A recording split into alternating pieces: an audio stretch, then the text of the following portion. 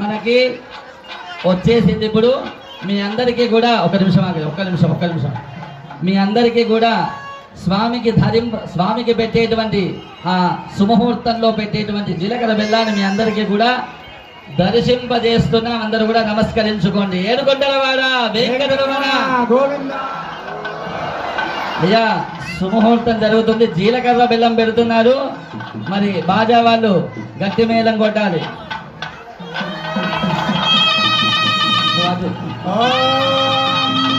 ధ్రువంతే రాజావరణ Brihaspati